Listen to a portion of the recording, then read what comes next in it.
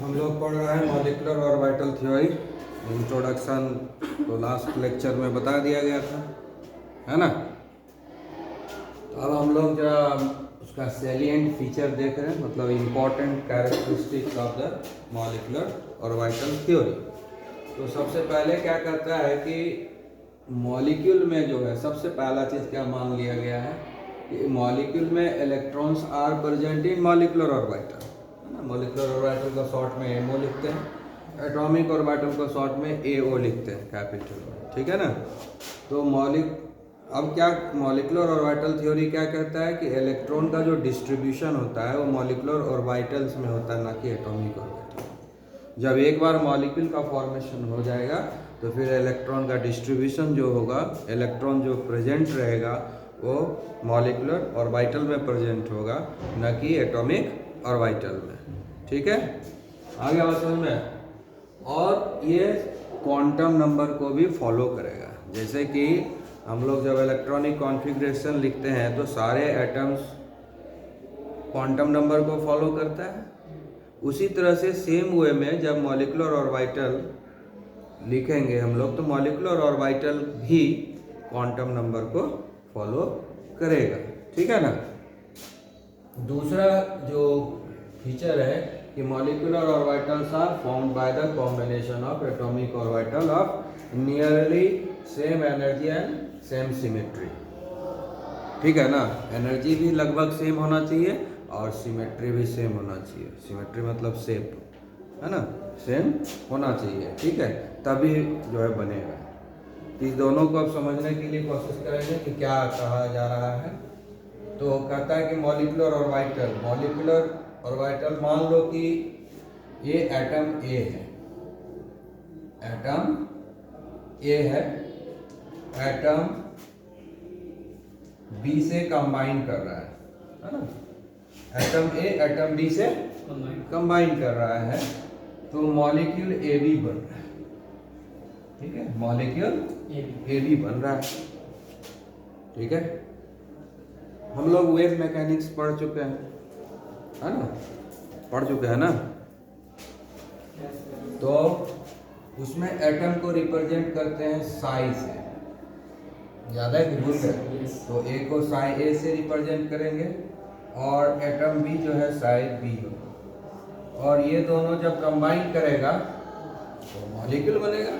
ये एटम को रिप्रेजेंट कर रहा है, ये भी एटम को रिप्रेजेंट कर रहा है, और मॉलिक्यूलर ऑर्बिटल को भी साई से ही डिनोट करेंगे, तो ये जगह साई ए, ठीक है।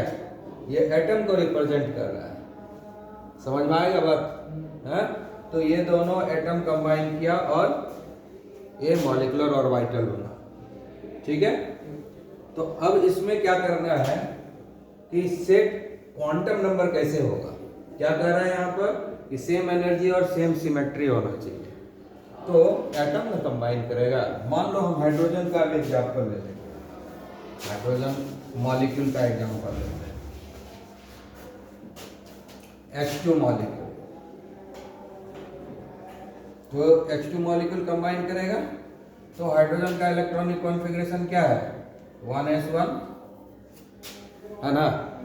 तो 1s से कंबाइन करेगा, 1s से। तो ये 1s हो गया एक हाइड्रोजन एटम का, और दूसरा एटम का भी 1s हो गया। ये दोनों कंबाइन करेगा, ठीक है ना, तो बनेगा मॉलिक्यूलर ऑर्बिटल, ठीक है। तो इसको ये जो है एटॉमिक ऑर्बिटल को रिप्रेजेंट करते हैं साई 1s, ठीक है, साई 1s। अब ये जो है कंबाइन करेगा तो बनेगा, दो ऑर्बिटल कंबाइन कर रहा है ना, हाँ, दो ऑर्बिटल कंबाइन कर रहा है तो बनेगा दो मॉलिक्यूलर ऑर्बिटल, ठीक है। तो साई सिग्मा 1s, ठीक है, और जो इसका एनर्जी ऊपर दिखाता है सिग्मा 1s, इसमें स्टार लगा दिया, और सिग्मा 1s खाली लिखे, ठीक है। ये बॉन्डिंग हुआ, दो तरह का बॉन्ड बन गया, दो तो दो ठो ऑर्बिटल आ गया, ये दोनों ऑर्बिटल आ गया ना, आई बात समझ में।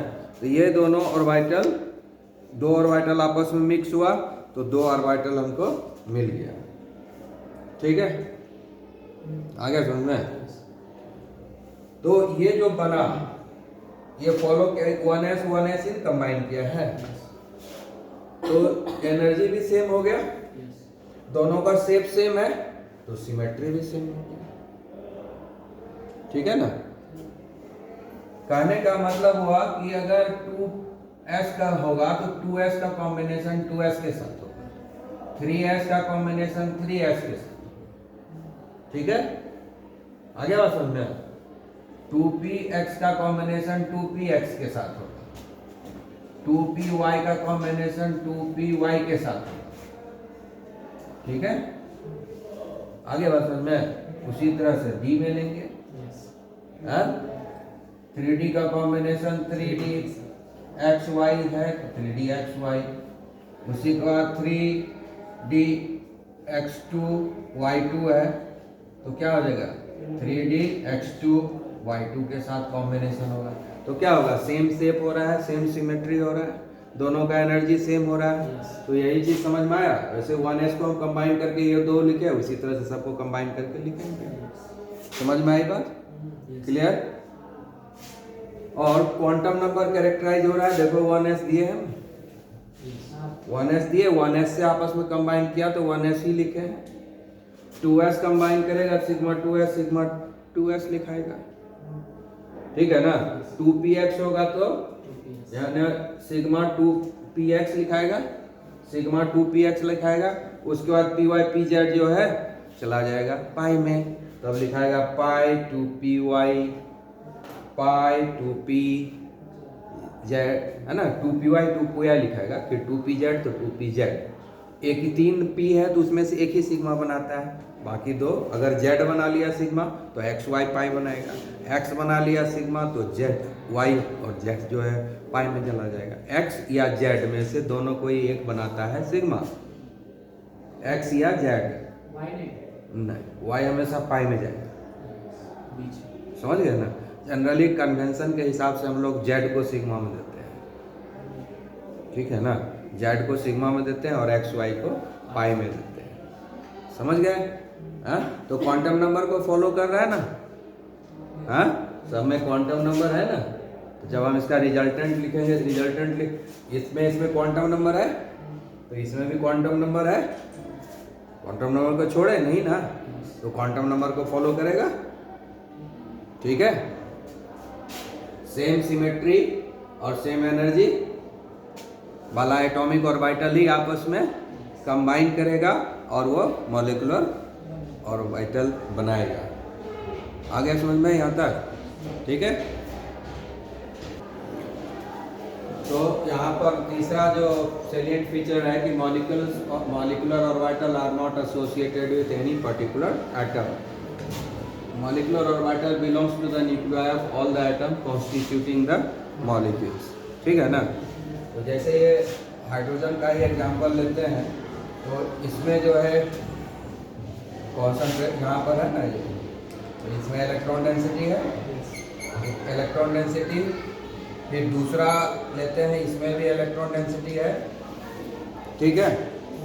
अब ये दोनों जब कंबाइन करेगा तो दोनों ही जो है आ जाएगा एक ही,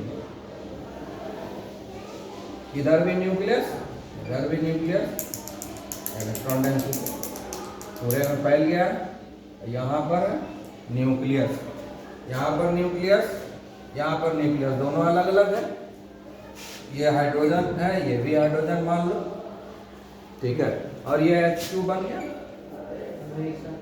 है ना, तो दोनों न्यूक्लियस एक साथ एक ही हो गया, ये मॉलिक्यूलर ऑर्बिटल है, ये मॉलिक्यूलर ऑर्बिटल है, ये एटॉमिक ऑर्बिटल है, एटॉमिक ऑर्बिटल, तो ये क्या हुआ, मोनोसेंट्रिक हुआ और ये पॉलीसेंट्रिक हो गया, ठीक है ना, क्लियर आया बात समझ में।